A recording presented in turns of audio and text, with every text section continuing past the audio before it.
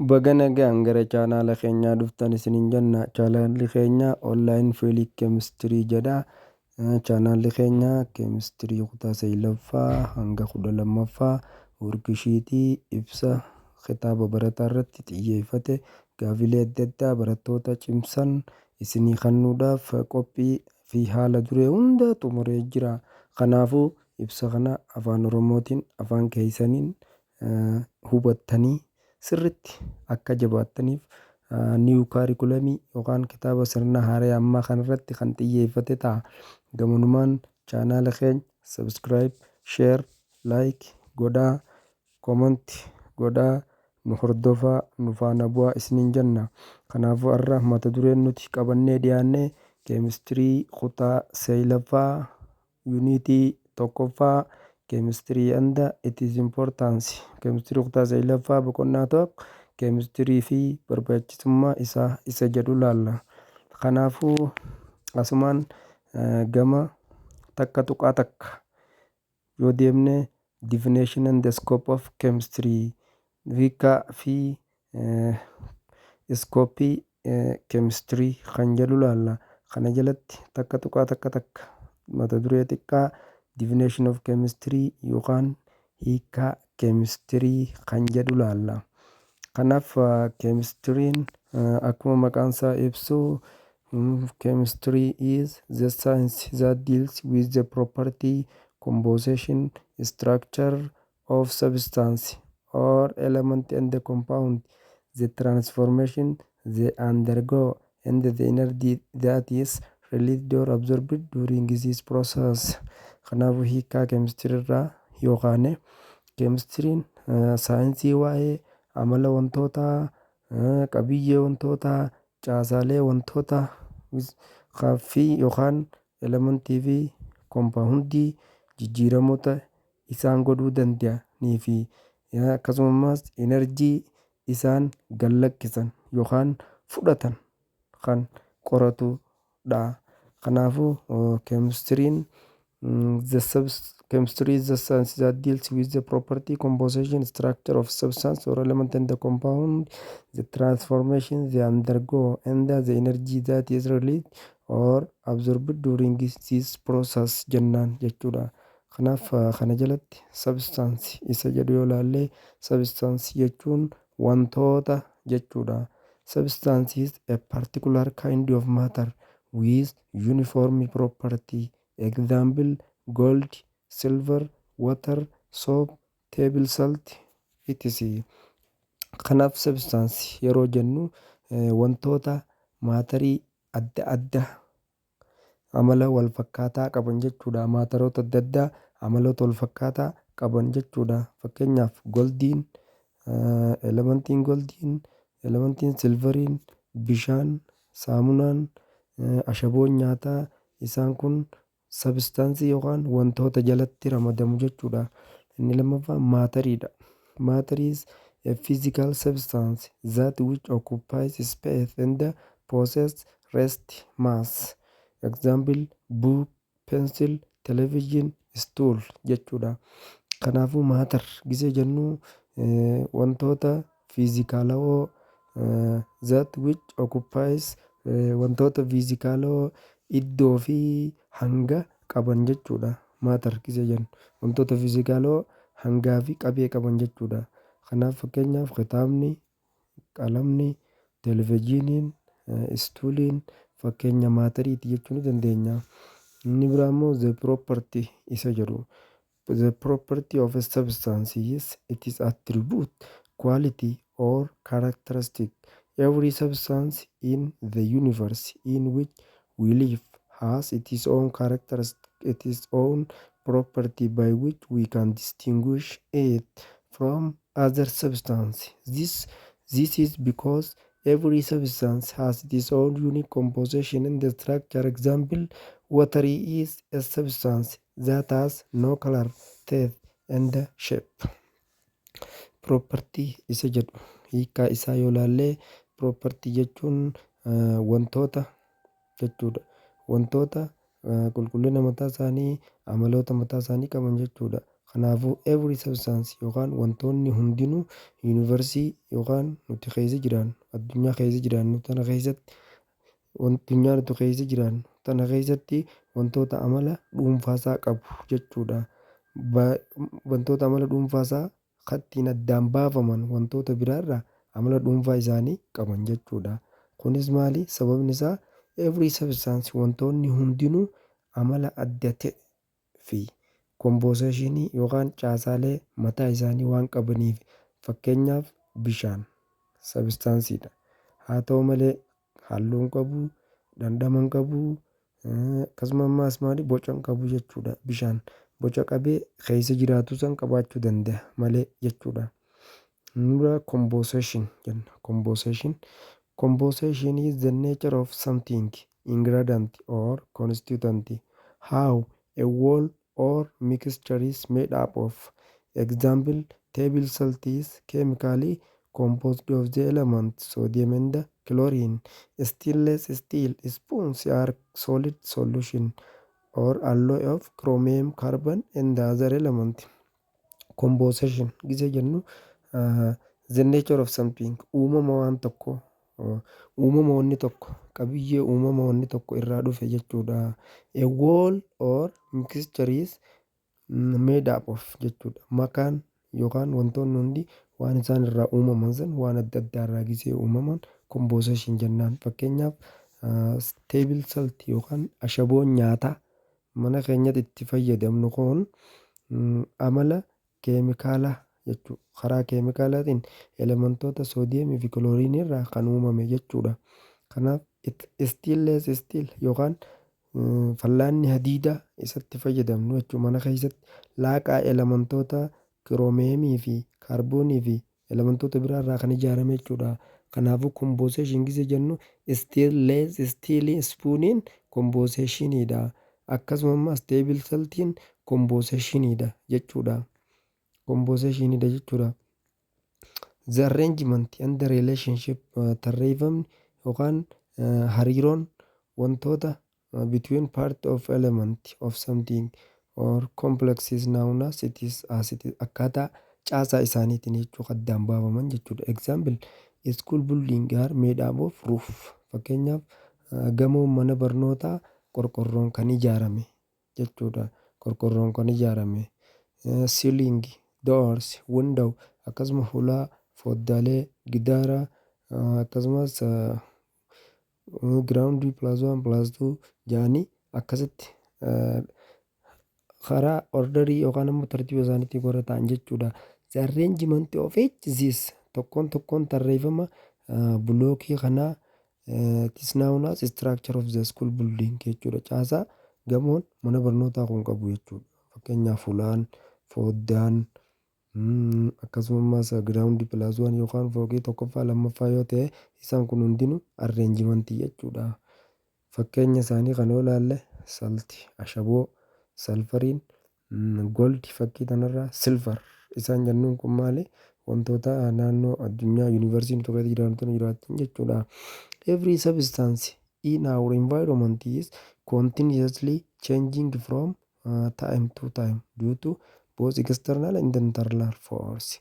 Wantoonni naannoo keenyatti argaman hundinuu haalatti fufaa ta'een yeroo irraa gara yerootti jijjiiramuu danda'an. Sababni isaaniitis humna alaatii fi humna keessaarraa kan ka'e jechuudha. Due to this change sababa jijjiirama kanaatiin it transform from one form into the other.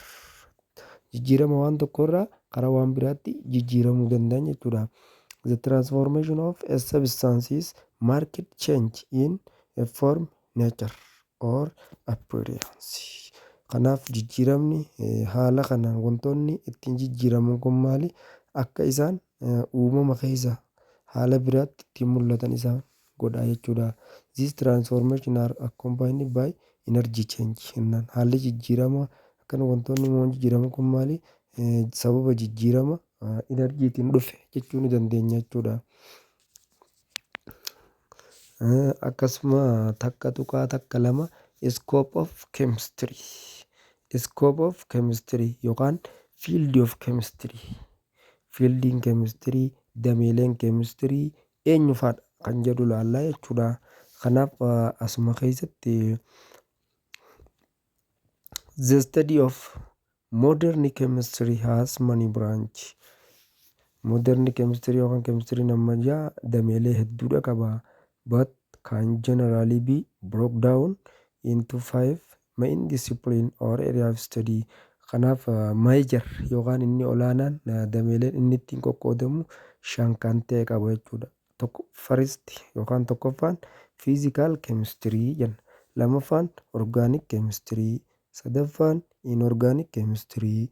Afuraffaan analytical chemistry. Shanaffaan biochemistry isaan jennuun jechuudha. Tokkoon isaanitti waan isaan qo'atan, waan isaan irratti xiyyeeffatan haa ilaallu.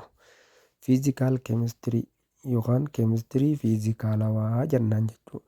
Kanaaf physical chemistry it is the study of macroscopic property, atomic property and the phenomena in chemical system. A physical chemist may study such things as the rate of chemical reaction, the energy transfer that occur in reaction, or the physical structure of material at the molecular level. Kanaafuu physical chemistry hoggaa jennu chemistry wantoota gurguddaa qo'atu jechuudha. Chemistry addunyaa gurguddoo qo'atu yookaan addunyaan waa lama, addunyaa gurguddoo fi addunyaa xixiqqoodha. Chemistry'n addunyaa gurguddoo qo'atu physical chemistry jenna. Akkasumas waa'ee atomic property amala atomikii kan qoratu. Akkasumas phenomena in chemical system, akkasumas sirna keemikaalaa keessatti kan qoratu physical chemistry jennaan. Kanaafuu physical chemist may study physical chemistry tokko wanni inni qorachuu danda'u rate of chemical reaction jechuudha. Haala saffisa walnyaatinsa keemikaalaa. Akkasumas the energy transfer, akkamitti enerjiin qaama tokkorraa walnyaatinsa keemikaalaa keessatti gara qaama biraatti akkamitti daddabruu danda'a. Or physical structure yookaan ammoo maali caasaalee fiizikaalawaa wantoota sadarkaa molaakuliitti kan qo'achuu danda'u jennaan jechuu. Kun definition of physical chemistry hoggaa ta'u, inni lammaffaan immoo organic chemistry dha. Organic chemistry it is the study of a substance contain carbon. Carbon is one of the most abundant element on earth and is capable of forming a tremendously vast number of chemicals, or over 20 million so far. Most of the chemicals found in all living organisms are based on carbon. Kanaaf organic chemistry'n chemistry wantoota kaarbanii of keessaa qaban qoratu jechuudha. Kaarbanii one of the most abundant elementoota baay'inaan argaman keessaa addunyaa tanarra lafa tana keessatti baay'inaan argaman keessaa kaarboniin isa tokko. Kanaafuu it is the capable of forming tremendously vast number of chemical. Kanaaf baay'inaan akkana waan argamuuf keemikaalota baay'ee uumuudhaaf hedduu gargaara jechuudha. Kanaafuu most of chemical found in keemikaalonni irra guddaan wantoota lubbu qabeeyyii keessatti argaman qabiyyee kaarboonii irratti kan hundaa'e jechuudha. Kanaafuu matummaan keenyaa hunuutti kaarboonii namnu if keessaa qabaa jechuudha. Inni sadaffaa yoo laalle sadaffaan inorganic chemistry. Chemistry inorganic jennaan. It is the study of substances that are not primarily based on carbon. Inorganic chemicals are commonly found in rocks and minerals. One current important area of inorganic chemistry deals with design and the property of material involved in energy and the information technology. Kanaafuu inorganic chemistry'n wantoota kaarboonii if keessaa hin qabne kan qoratu jechuudha. Kanaafuu inorganic chemicals are commonly found in rock. Kanaafuu kompoondoonni orgaanikaawwan wantoonni inni keessatti argamu irra guddaan dhagaa fi albuudota jechuudha. One of the current important yookaan immoo wanti barbaachisaan amma inorganic chemistry'n barbaachisaa yeroo amma ta'e tokko maali deals with design and property jechuudha. Amaloota wantoota Amaloota wantoota enerjii fi information teknoolojii odeeffannoo teknoolojii keessatti baay'ee kan nu fayyadu jechuudha. Inni afuraffaan ammoo analytical chemistry jennaan. Analytical chemistry it is the study of the composition of matter. It focus on separating, identifying and the quantifying chemical in sample of matter. Analytical chemist may use complex instrument to analyze unknown material in order to determine its various component. Kanaafuu analytical chemistry wantoonni inni qoratu wantoota qabiyyeewwan wantoota maatarii qorata jechuudha. Akkasumas inni irratti xiyyeeffatu wantoota addaan baasuudhaan akkasumas maali hamma isaanii beekuudhaan jechuudha. Saampil keemikaal maatarii keessatti jechuudha. Saampilii keemikaalaa maatarii tokko keessatti jechuudha. Kanaafuu analytical chemist may use instrumentii wantoota meeshaalee adda addaa fayyadamuudhaan wantoota kana xiinxalee unknown material wantoota hin beekamne materiaalota hin beekamne in order to determine various wantoota isaan qabiyyee of keessaa qaban kan xiinxalee addaan baasu jechuudha. Inni shanaffaan ammoo baayookeemistirii jenna. Keemistirii fi baayoloojiin gaafa walitti dhufan baayookeemistirii jedhamanii jechuudha. Kanaafuu baayookeemistirii it is the study of chemical process that occur in living thing. Kanaafuu baayookeemistiriin wantoonni inni qorachuu danda'u adeemsa keemikaalawaa lubbu qabeeyyii keessatti argaman kan qoratu jechuudha. It may cover anything from basic cellular process wantoota seelii lubbu qabeeyyii seeluma wantoota fedheerra basic cellular irraa dhufan jechuudha. Up to understanding disease hanga qayyabannaa dhukkuba status that better treatment can be developed hanga deeme dhukkuboota wantoota tokko tokko hanga treat yookaan wallaanutti deemutti jechuudha. Kanaafuu all of the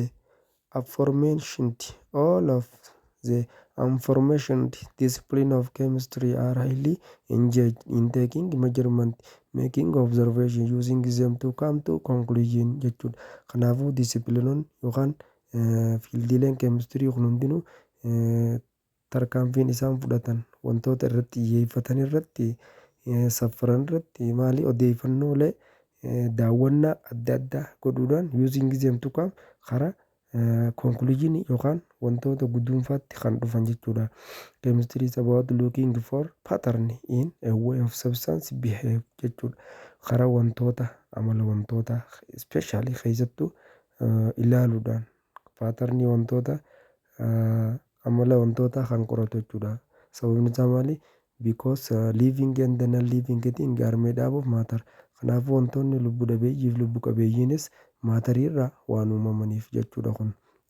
Chemistry affect all aspects of life and most natural event. Kanaafuu chemistry'n affect all aspects of life. Kanaafuu chemistry'n keenya maali? Wantoota jireenya jiran hunda fi wantoota uumamaan taateewwan uumamaa hunda wajjin kan wal fudhatu jechuudha.